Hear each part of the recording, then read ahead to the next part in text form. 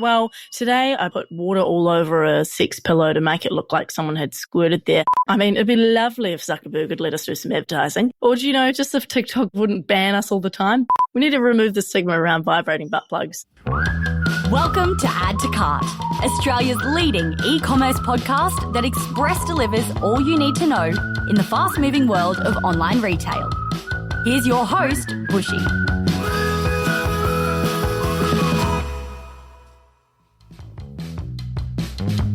Welcome to Add to Cart, Australia's leading e-commerce podcast made for e-commerce professionals who never stop learning. Each episode, we unpack insights, strategies, and untold stories from Australia's top e-commerce operators, founders, and industry experts so you can grow your business and your career. My name is Bushy, joining you from the land of the Turrbal people here in Brisbane, Australia.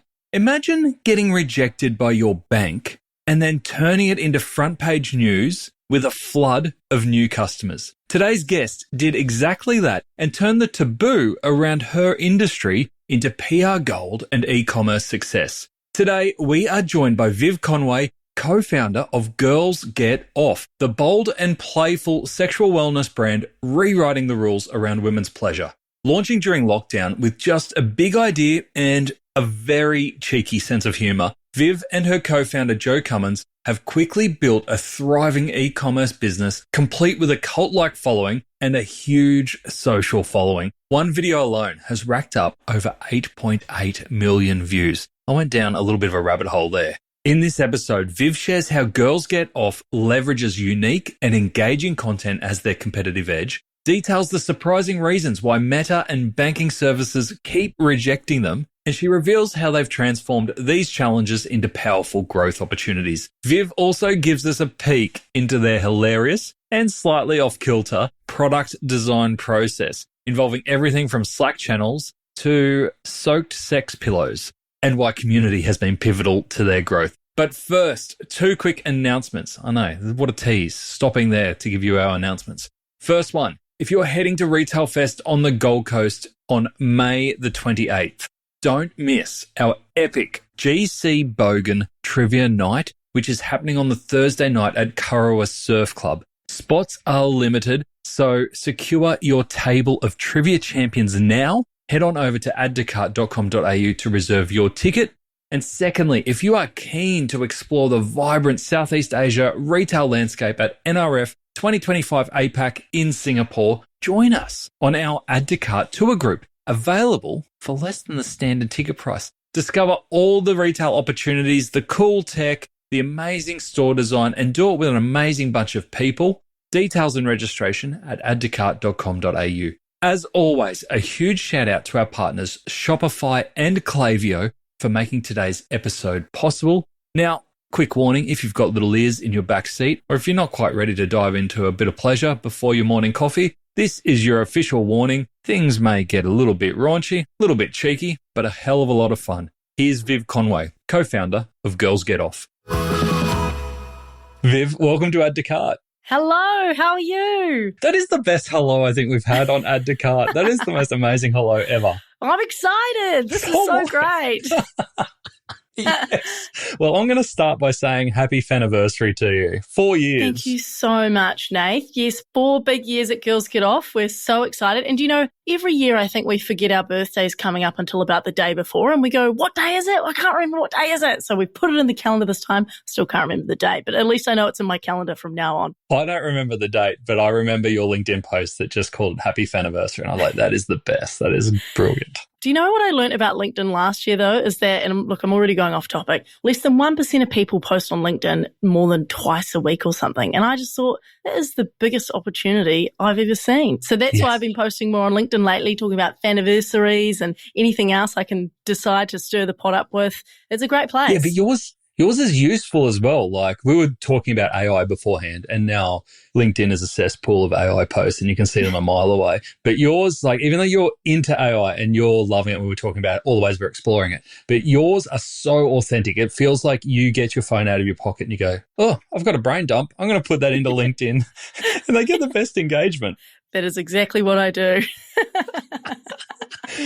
All right, 4 years into Girls Get Off, is it still as fun as it was the day you created it? It's so fun. I mean, it's probably more, the headaches are different headaches now, but it's like any business, heaps of fun, great work stories. I mean, particularly in this industry, there's always something new and random happening, which we've actually got a Slack channel now, which is called For the Plot, which we just dump anything in that makes us laugh, because like anyone in any business, you get to the stage where something funny happens and it's not even funny to you anymore. You're so desensitized. So, when FedEx won't ship our product because it's classed as obscene material, that's just like, oh, another day in the industry. But it's like, all right, it's got to go on the Slack channel because that'll be funny to look back at one day. So highly recommend that. That's hilarious. You must bring people into the business who are like, oh, that's funny, or that's interesting. And you're like, I've seen it all before now. Yeah. Someone asked me, what did you do at work today? And I said, well, today I put water all over a sex pillow to make it look like someone had squirted there. And then I proofread one of the ebooks on giving good blowjobs. How was your day? So you've got to write these things down because it just becomes your everyday, That is brilliant. All right, so let's go back to the start. If you've come in and I've given you no context on this, that's what I might do. I might skip the intro and just come in with your hello and then get straight into that chat. All right, tell me, Girls Get Off, where did the idea come from? Okay. Picture this, couple of socially distanced beverages on Joe's driveway during lockdown. Must have been 2020 at that stage. And we had wanted to go into business together. Joe, my business partner, had a personalised cookie business at the time. And how did you know Joe before this? So I had Aced the Gram with a friend, so we did organic Instagram marketing, and through that we met Jo. Her business was e-commerce, personalised. On a grazing table, they've got the fondant cookies with the stamps in them. Yep. That was her business. So we knew we kind of wanted to work together. We looked at a few different ideas and we realised, wow, this industry is trending. People around us are buying all these sex toys. Especially in lockdown. Especially in lockdown, exactly. However, the way that people were finding out about them was either their friend had told them about it, or maybe there'd been like a viral review online. So in Amazon, you had Tracy's dog going viral on different radio stations. And in New Zealand and Australia, you had the Satisfy Pro because of a few reviews that had been written by certain individuals in the industry. So the ways that people were finding out about these products weren't the same way as women find out about, say, their skincare.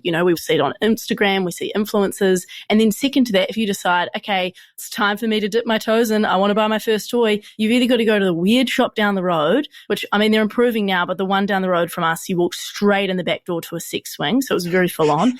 And then the alternative... It's not safe from a workplace health and safety either. No.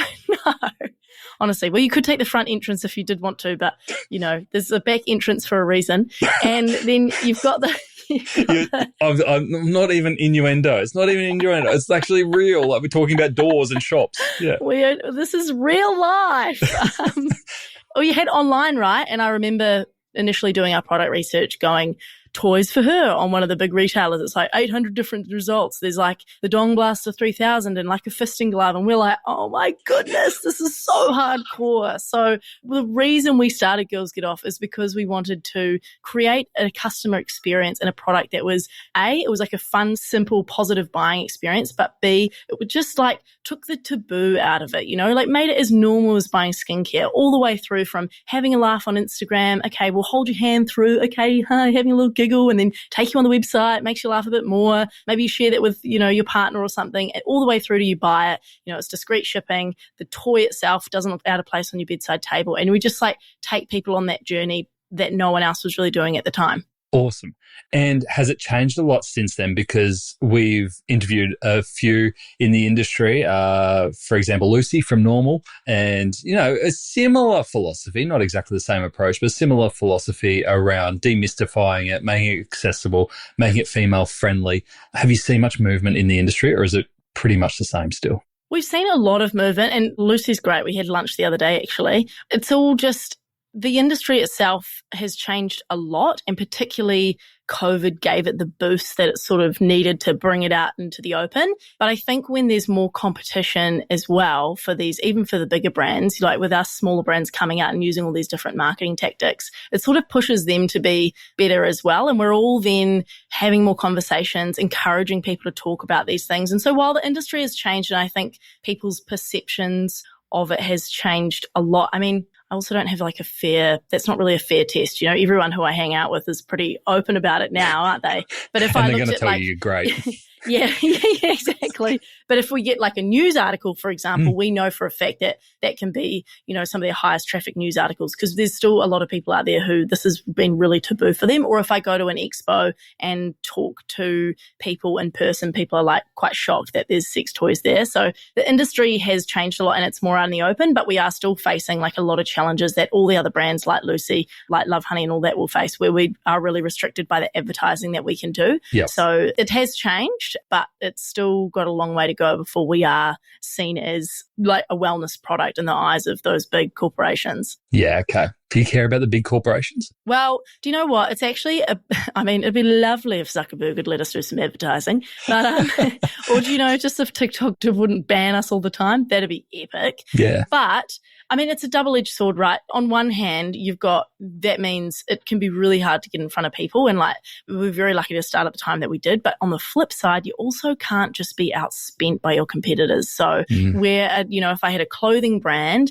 and I'm competing for Black Friday sales, he or she who spends the most money is going to, creative does come into it, but they have way more of an advantage. Whereas for us, it's like, content, I don't know. Nope. We're all, who can get the influencer first? Like, it's a little bit different. It can be a challenge because it's not as scalable in some ways, but it does force you to be more creative, that's for sure. It's pretty wild when I heard your story about the Bank of New Zealand experience.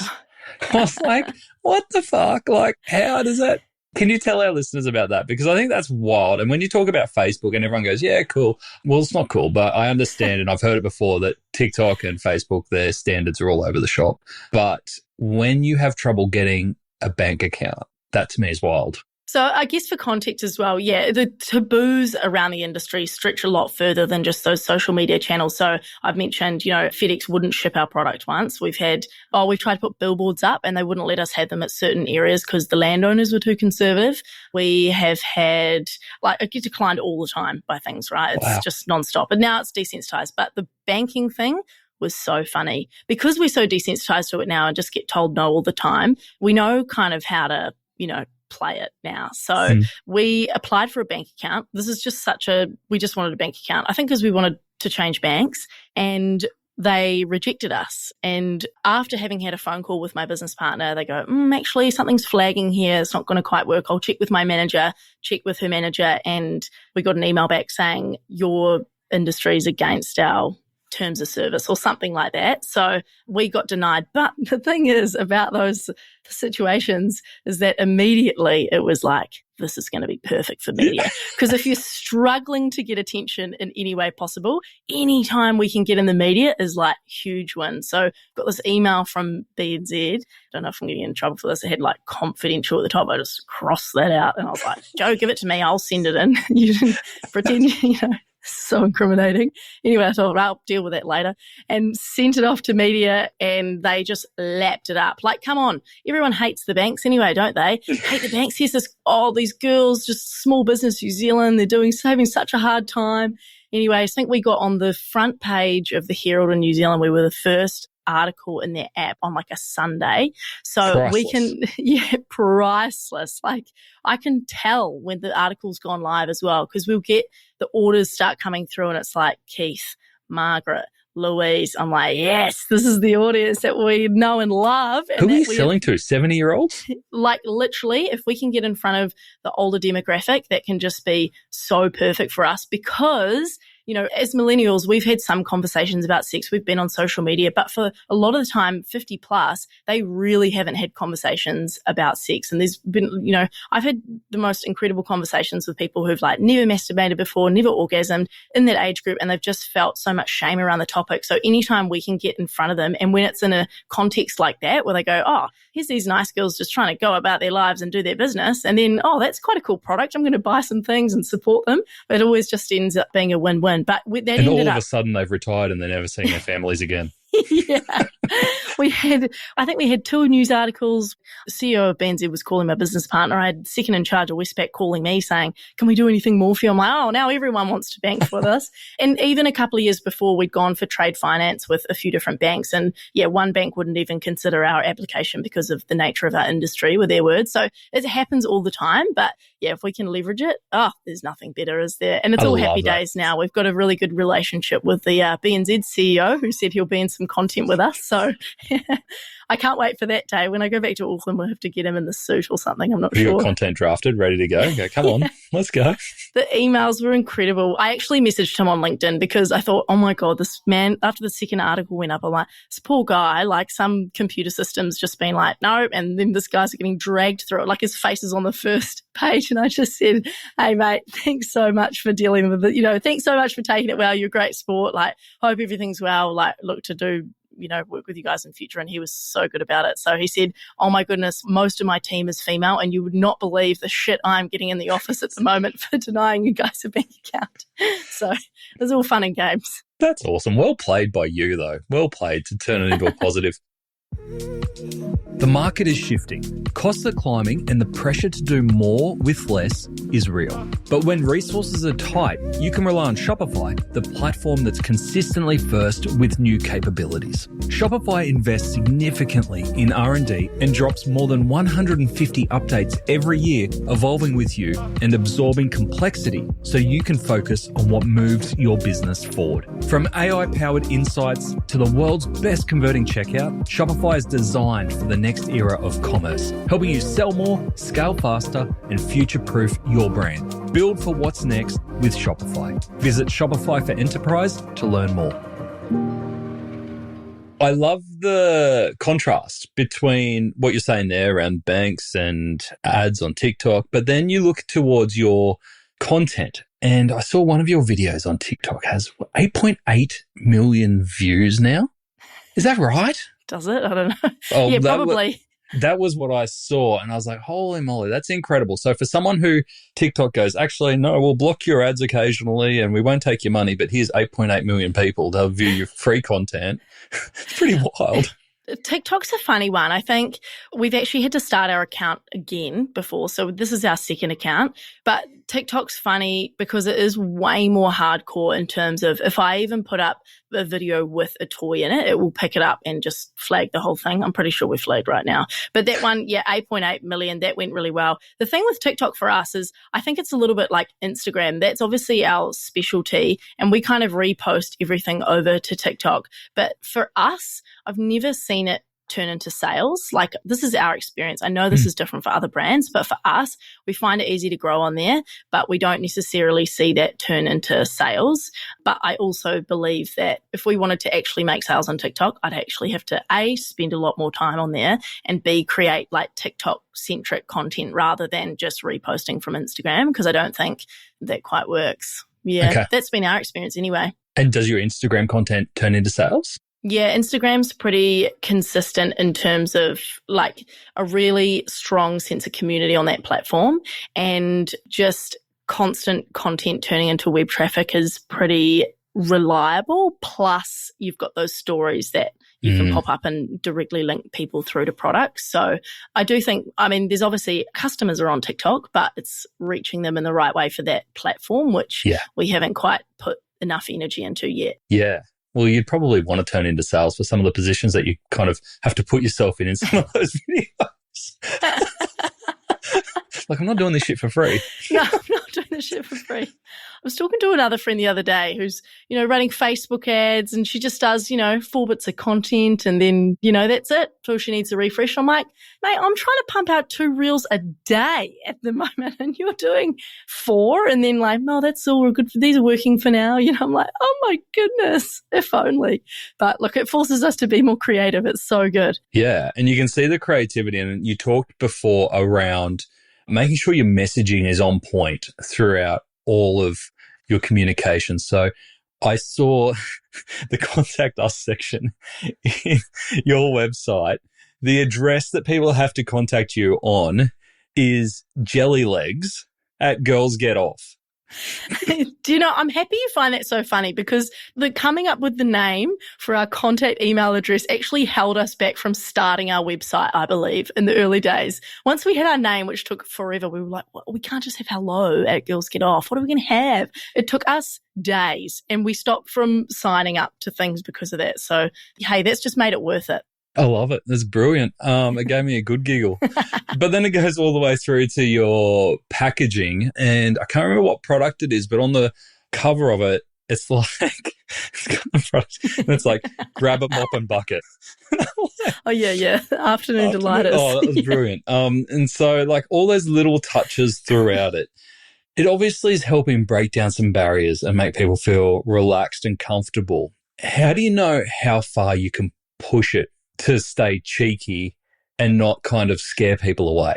From the very beginning, we said to each other, let's care about those little details, because when people do get surprised and delighted, it makes such an impression and it's just so lasting in an industry where we're never going to be able to compete against, Berlin on what the latest technology is or on price with such of the bigger players. All we have is our marketing and our brand. So when we are doing all these little things, it's so intentional. And the line, I guess, is, look, it's been a journey to figure out this line. But let me tell you, we've had some blunders and we've figured it out. So for us, we do have a set of questions, like we're working with, say, a new contractor or something. We give them it's like brand guidelines essentially. But some of those things are like, is it gross?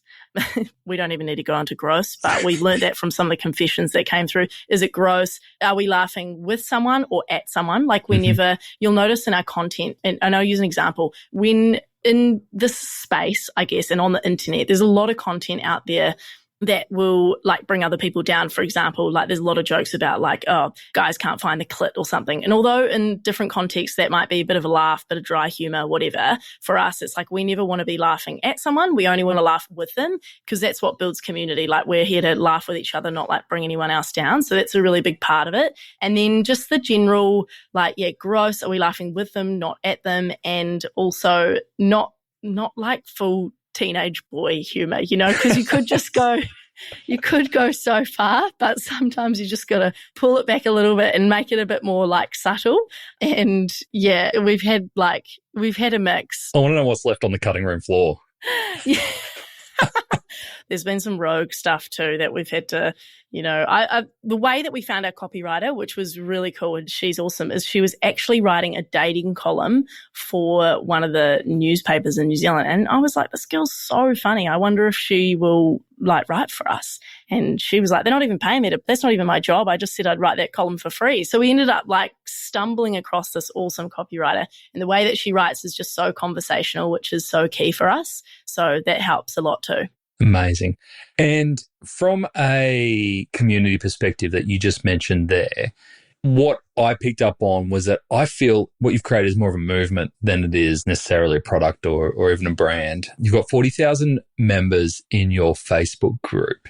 How much do they drive the jokes and the communication and the topics that you talk about? You mentioned, the ebooks that you're creating. Do you get inspired by them to create content for them?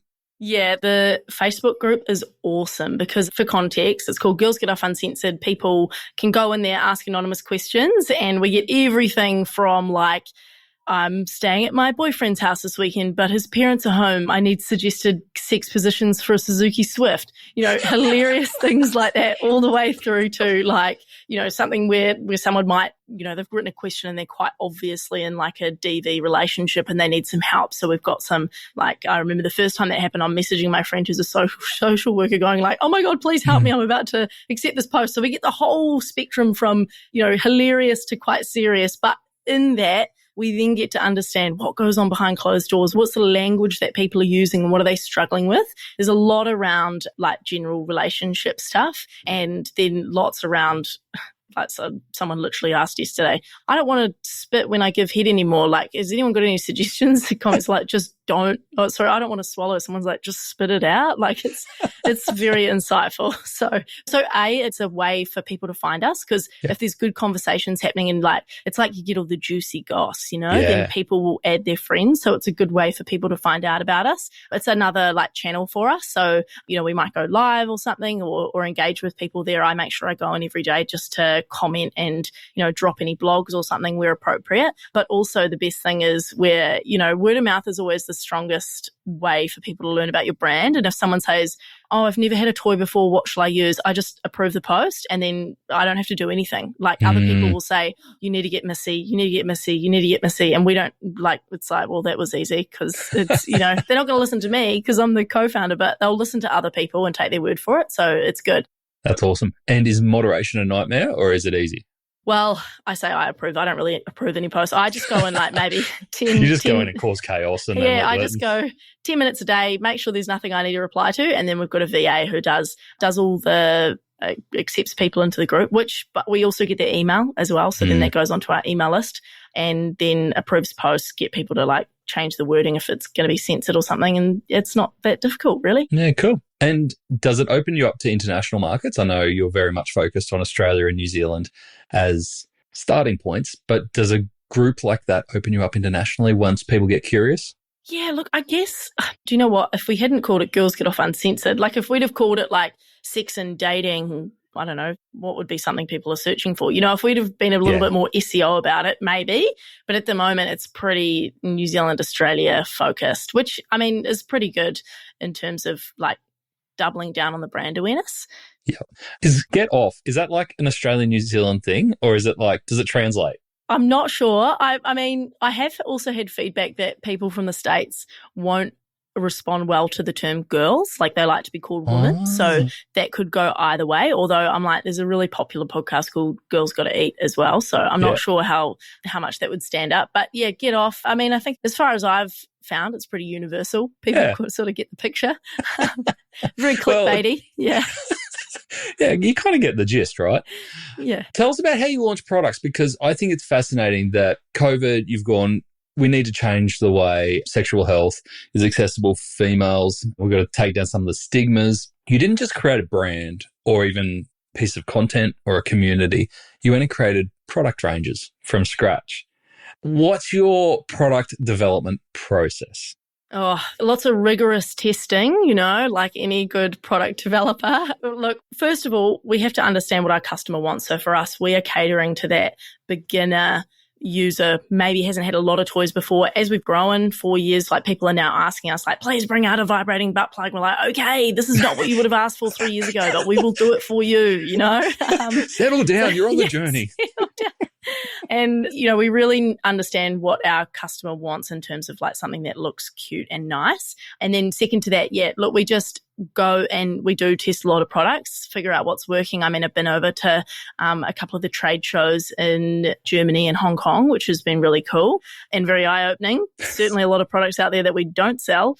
And we'll come back and say, I really like this part of this toy. I really like that part of that toy. And I guess that's probably what a lot of people do in product development, just pull that all together. And then we've got awesome suppliers overseas who we actually, in the past, we'd made the mistake, and I reckon that's probably not that uncommon with people who are designing products, where you go and pay heaps of money to get like a technical person to do your 3D renders and stuff, but then quickly realize that your China supplier has all that technology. So we actually just have to come up with the concepts and work with them to make sure like the motor will fit in the size toy that we want and things like that. So yeah, gotcha. It's all a bit of a this and that, but we just figure out what we want. So you kind of go, I want a little bit of this, maybe rough sketches, are you talking? Yep, rough sketches. I might also so the other day, I'll tell you about this vibrating butt plug that we're making. And the other day I went It's a conversation we haven't had on Add to Cart, so I welcome it. Yeah, we need to remove the stigma around vibrating butt plugs.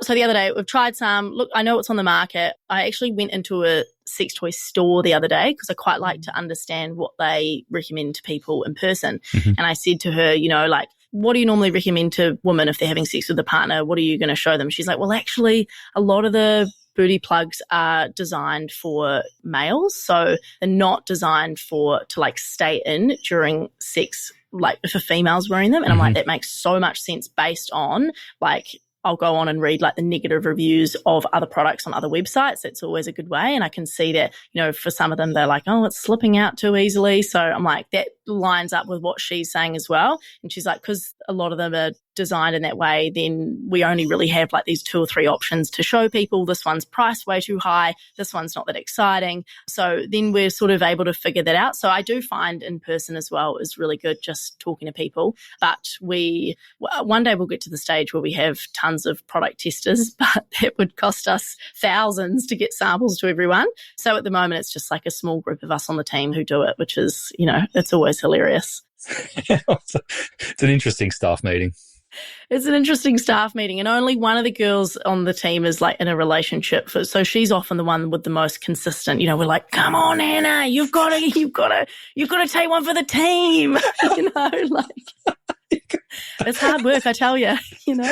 These are problems we face every day. Never sleeps. Yeah. But I could imagine though that you feels like you've developed this personality as a brand where your customers will be the first to give you feedback. Is that fair? Yeah, for sure.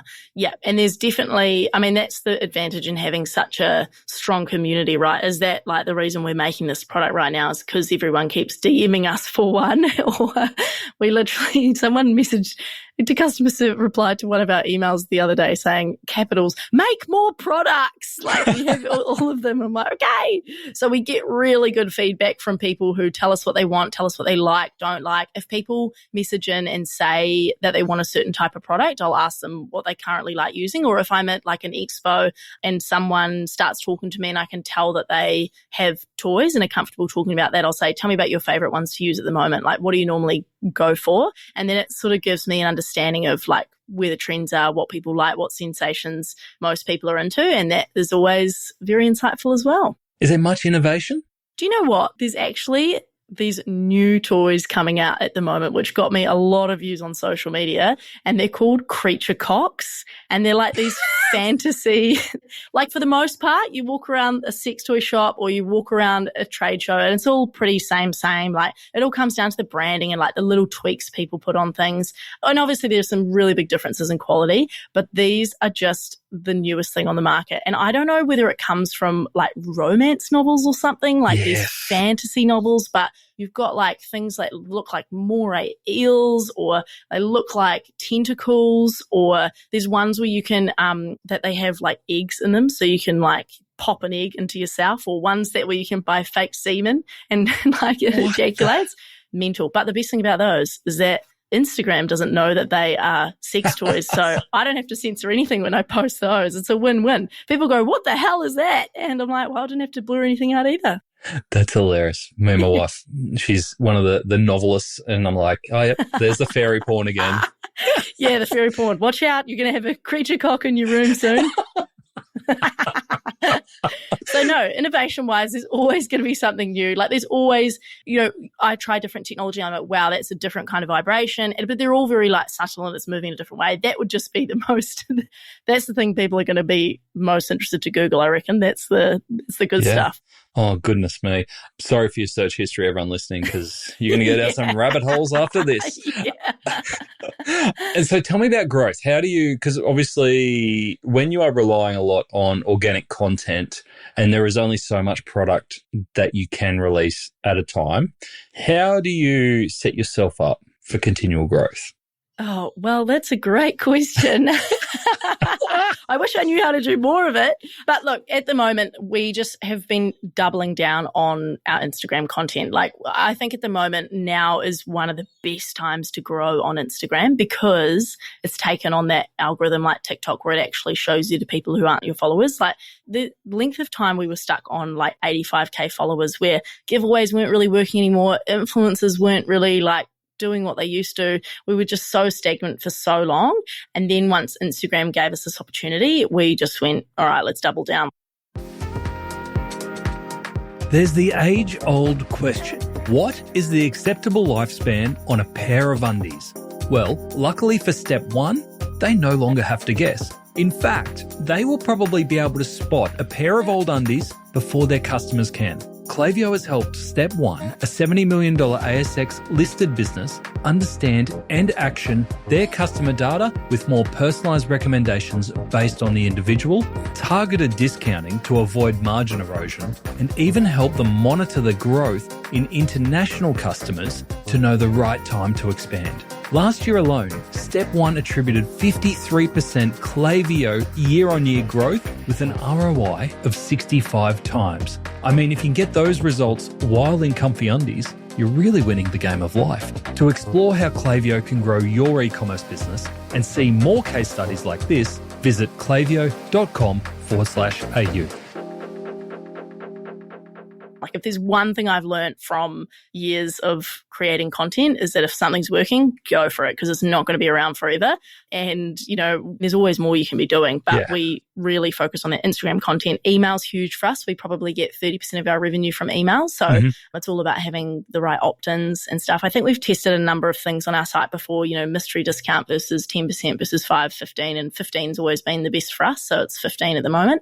And then otherwise, if we can do like collaborations with influencers, at the moment we are we've got one launching tomorrow with AJ. And I think because, we went through that COVID period where money was everywhere and it was so hard to work with influencers. And it was just like I'm sure everyone in e-commerce who had a brand at that stage could relate to just like burning money, like maybe not getting results that, ups and downs and it not always being super reliable and having to take on so much risk as well as a brand where you don't know whether someone's going to perform or, you think you've got everything right, but then it just, they write the wrong thing or don't link you. So now it's exciting because, we're in this position where the tables have kind of turned and we've been able to set these influencer collaborations up where we just do a 50-50 profit split. So we're really transparent with them around this is how much we'll design a toy with you. This is how much it costs. And let's start out with say a run of 500, 1,000. We'll do it over a 90-day period. If we like how it's going, let's renew.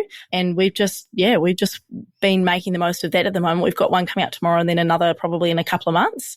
So just different ways of reaching those new people, because we can entertain the people that we've got at the moment and those new products, they'll buy them and we can educate them around that. But how can we leverage other channels has been big for us.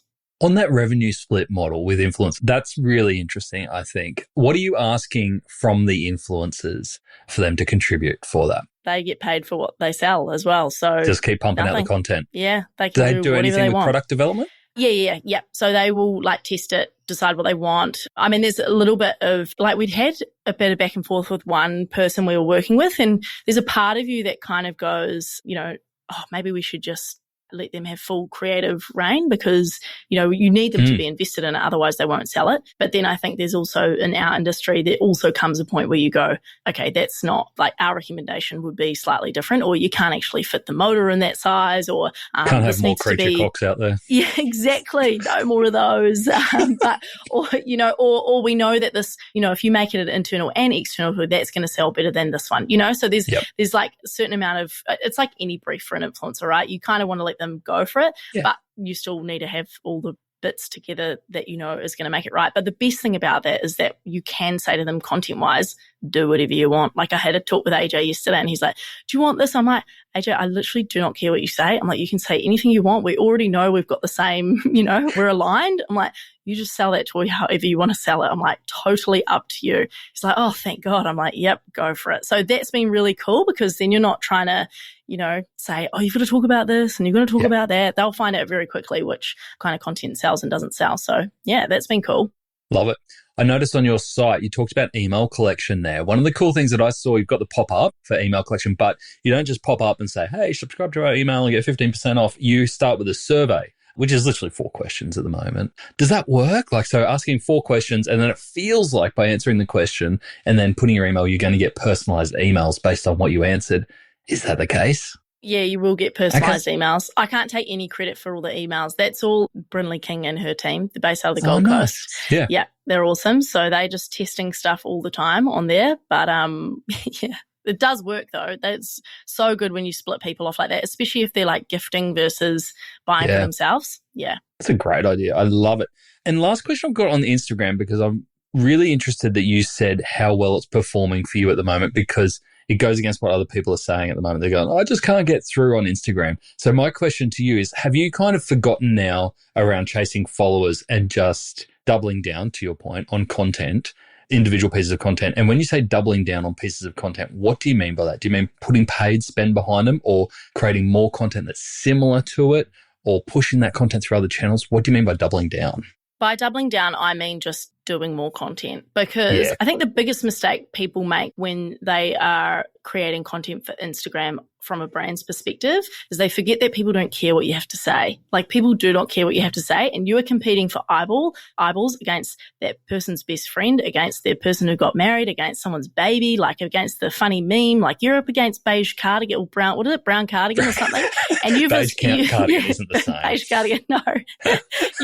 You're up against the, Batuta advocate, and you've got to seriously create some content here that's going to cut through, because that's what you're up against. So we're creating content, like even if we want to talk about our toy or we want to like sell some more, it might not be the best way to bring people in. So, and you'll see on our page, we'll do like industry adjacent content. We'll do stuff that is around about our topic. So we're going to attract our target audience in general. And then normally we're going to see the sales come through from things like stories. It's a really hard balance, because I think at the moment, there were these videos I did of like me giving like hand job tips to bottles and they just cranked. And I'm like, but even though if I wanted to build heaps of followers, I should just go and do that over and over and over and over again. I'm like, but what am I going to attract? Like, how, is that really going to build community? No. So, we can think of the sales, Viv. Think of the sales.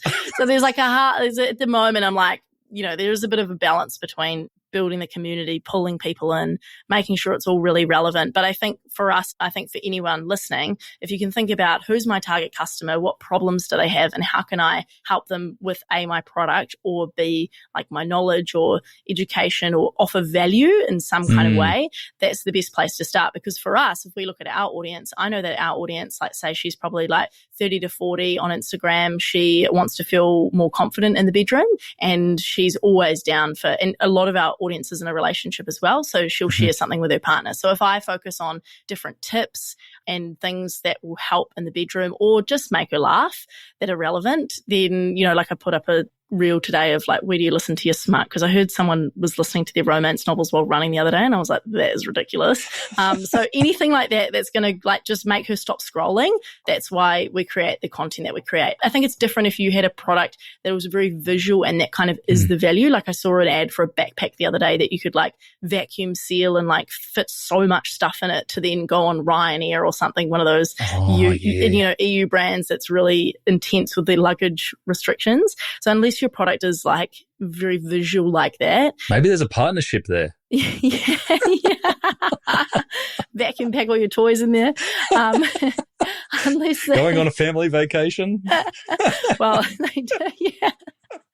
Like it all comes back to that value and like what problem you're going to solve. So I think that if you feel like you're not getting through, it's because you've got to change the content. But once you get it, then it's just like magic, and it just takes heaps of trial and error. Like at the moment, the last few videos we've done, like haven't done as well as I thought they should have, but it's all little things. I'm like, the hook's wrong, the quality's like gone a bit here. Oh, I haven't done a good enough like sticker. And so it's all just trying heaps. And the only way you learn is by doing heaps of it. Yeah.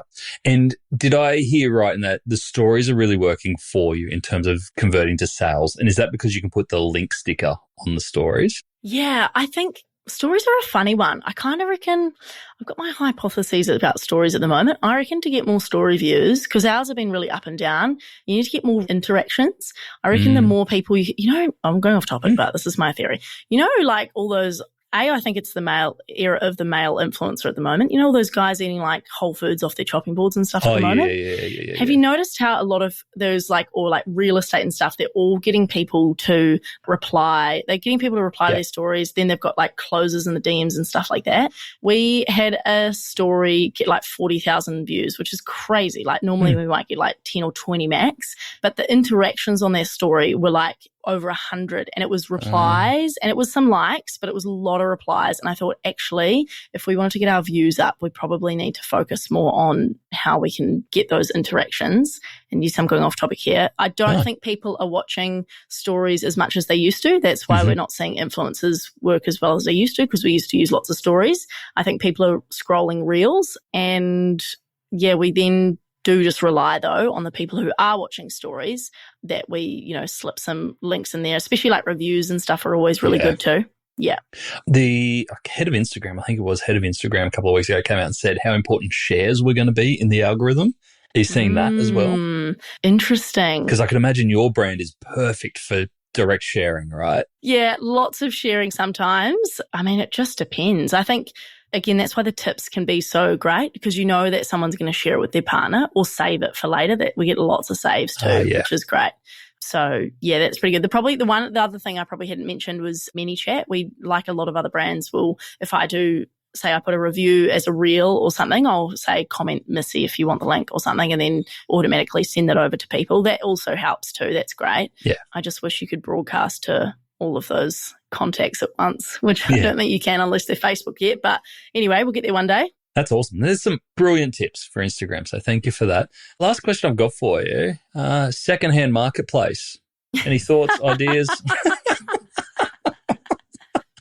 So the other day, someone posted in the Facebook group saying, "Oh my God, is this from GGO? Someone's trying to sell their old vibrator in Marketplace." And it was like the local Loop page, and someone's posted there like, "This is a vintage toy. Like, this is the toy we first launched with. Like, this thing must be like 3 years old, and it's still in the box." So I don't know whether they've used it or not, but they put it up, and I could not for the life of me find the actual link, and the person didn't send me the link. So I was like, I would have lived to see the comments on that post. But that is next level. it was hilarious, right? But I've got a reel coming soon. I actually found some websites where you can sell used toys. So if you want to get rid of that creature cock, I've got an answer for you. Or if you want someone else's creature cock in your bedroom, then it's seen some things, that creature cock. There we go. All right. Places I never thought I was going in this podcast. All right, Viv.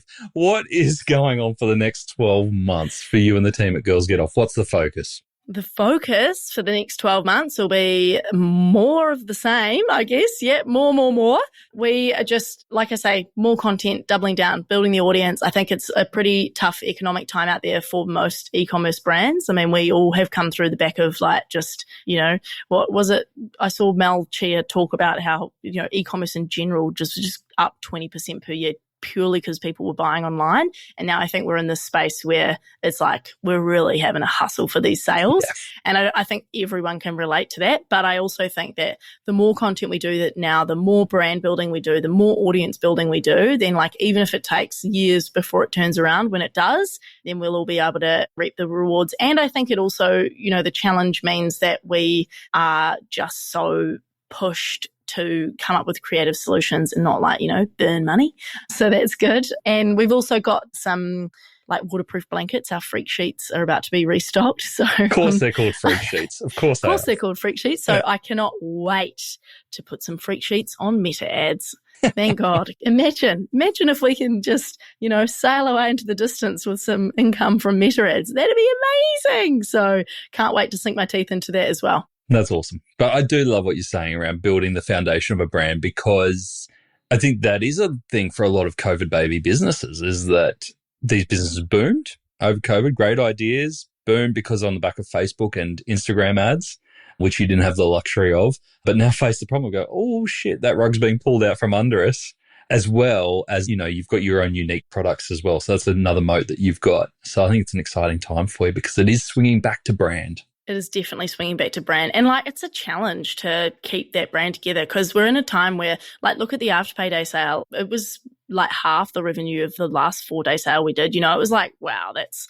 a lot. But also because we're competing against all the other people trying to have, sales and clear stock that isn't really moving. So it's pretty hard to keep your, we don't all want to turn into the next discount brand.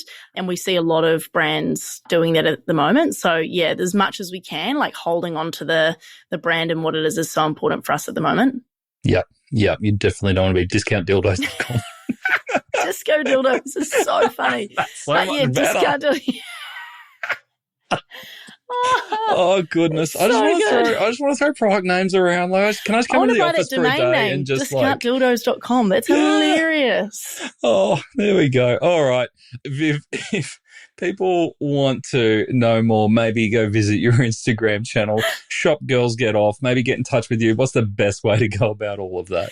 Yeah, of course. All right. We're at Girls Get Off on Instagram. That's our main hub of activity. I've mentioned Girls Get Off Uncensored, our Facebook group. I am on Instagram as Viv Conway _, but LinkedIn is probably the best place to catch me as well. Just Viv Conway. I think, am I Vivian on LinkedIn? I don't know. I think I shortened it to Viv. Yeah, who knows? But thanks, Nate. That's all right. And discodildos.com as well. Discodildos.com. Yeah, that's good stuff. Or girlsgetoff.com, obviously. That's there you go. That's the better main one. Yeah. Go there first and then the spin-off will come.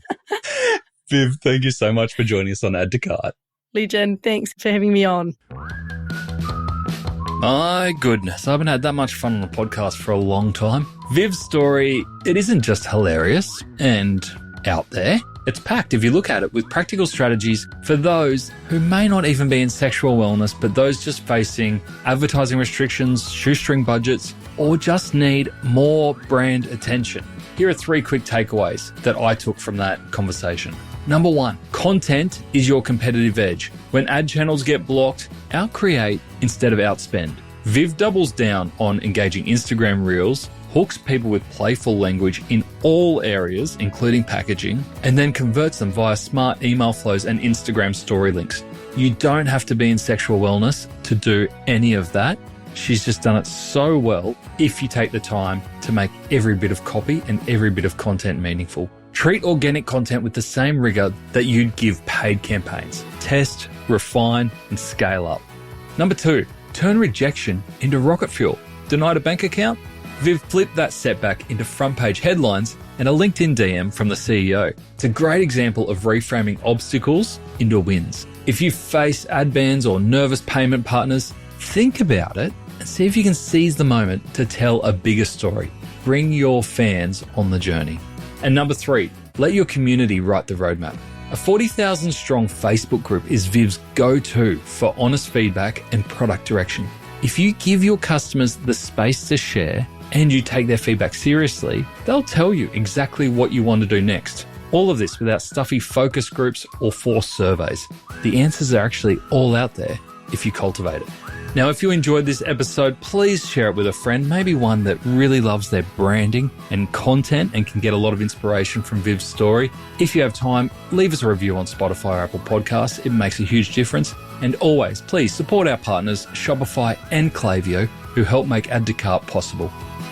Thanks again for listening, and until next time, keep those customers adding to cart.